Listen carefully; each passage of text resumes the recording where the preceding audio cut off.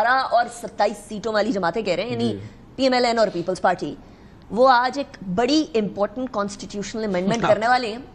بلاول بھٹو زرداری صاحب نے ابھی آپ نے سپیچ سنی، اس میں بھی انہوں نے کہا ہے کہ آپ کو ٹینشن نہیں ہے، ہم نے جا کے یہ معاملہ سیٹل کر لینا ہے، نمبر جو ہیں وہ کنسنسس ہو چکا ہے۔ فیصل واڈا کہہ رہے ہیں نمبر پورے ہو چکے ہیں۔ Do you believe in that?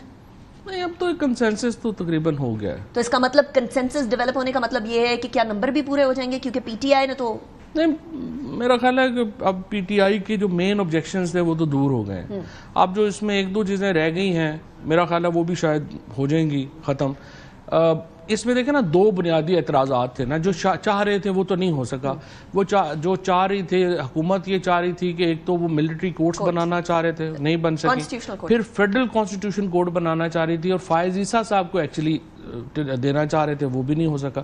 تو یہ دو بنیادی چیزیں جو وہ چاہ رہے تھے وہ نہیں ہو سکا۔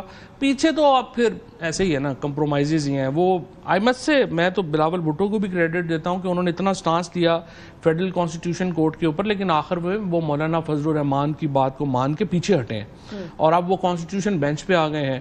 ایسے تو یہ بھی بیکار بات ہے۔ تو آپ یہ سمجھتے ہیں کہ جو کانسٹیٹیوشنل امینڈمنٹ آئی تھی اب وہ ٹوتھلیس ہو گئی ہے، اب وہ خانہ پوری ہے؟ کافی حد تک ٹوتھلیس ہو گئی ہے، خانہ پوری ہے پھر اب تقریباً جو ہے وہ خانہ پوری ہے۔ فار ایگزامپل اگر یہ خانہ پوری ہے، تب بھی آج یہ کانسٹیٹیوشنل امینڈمنٹ پاس نہیں ہو سکی، یہ کیا بات ہے؟ نہیں، وہ آج جو اب ڈیولپمنٹس ہیں اس وقت جو ہے، مثلا پی ٹی آئی کی میٹنگ تھی 9 بجے، انہوں نے ڈسکس کرنا تھا سارا شیڈیول، اور اس کے بعد دوبارہ مولانا کے پاس جانا ہے، میرا خیال ہے 10 ساڑھے 10 بجے انہوں نے دوبارہ جانا ہے، اور جو امینڈمنٹس ان کی ہیں اس کو انہوں نے بات کرنی ہے۔ پھر ظاہر ہے عمران خان کی نوٹ کے بغیر تو پاکستان نہیں چلتا، تو انہوں نے صبح عمران خان کے پاس جانا ہے، ان سے پوچھنا ہے، تو اس کے بعد پی ٹی آئی کا فیصلہ ہو جائے گا۔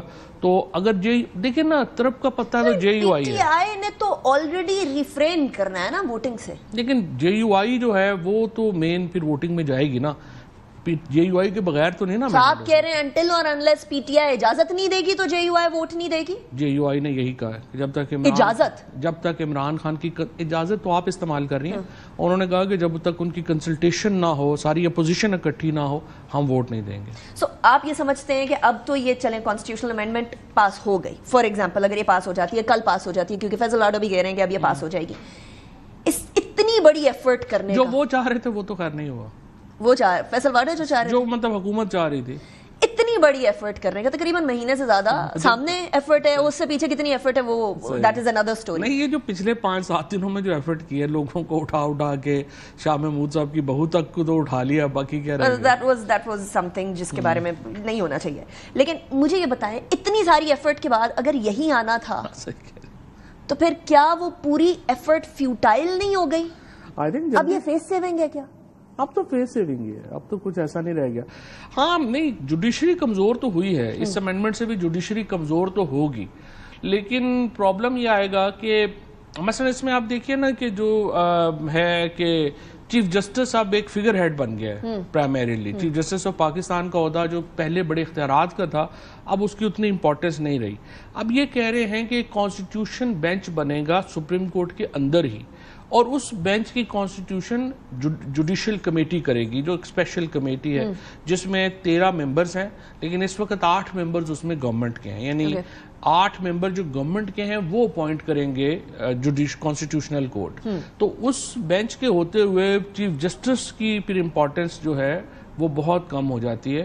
تو اب یہ فرق نہیں پڑتا کہ اگلے چیف جسٹس کون بنے، کوئی اتنا فرق نہیں، چاہے حکومت کے ناپسندیدہ شخص کی طرف بھی جایا جائے تب بھی فرق نہیں پڑتا، کوئی فرق نہیں کوئی پڑے گا۔ پاور نہیں منصور علی شاہ پھر 25 تاریخ تک کیا حکومت آپ کو انتظار کرتے ہوئے نظر آ رہی ہے؟ اس سے پہلے نام کے نوٹیفیکیشن ہو جائے؟ میرا تو پتہ نہیں کیوں خیال ہے کہ کیوں جلدی میں آئے۔ Actually the constitution should come effect on 26 کو کرے، تاکہ منصور علی شاہ صاحب کی اپوائنٹمنٹ ہو جائے، پھر اگلے چیف سے شروع کر لیں۔ یہ جو اب کانسٹیٹیوشنل امینڈمنٹس آپ کو نظر آ رہی ہیں، اس سے کوئی فرق پڑے گا کہ نیکسٹ چیف جسٹس کون ہوتے ہیں؟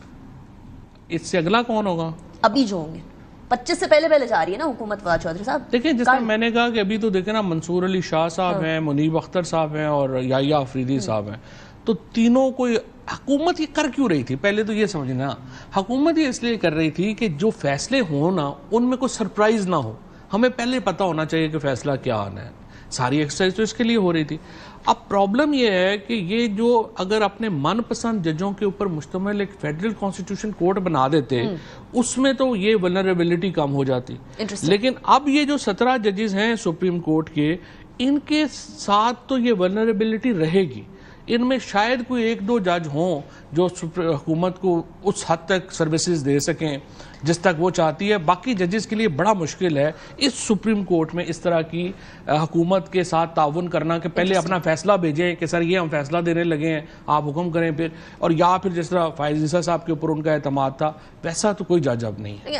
یہ والی بات ابھی شاید کچھ عرصے سے بالکل ہی نہ ہونے کے برابر ہوگی. لیکن فواد چودھری صاحب، thank you very much for joining me in the programme.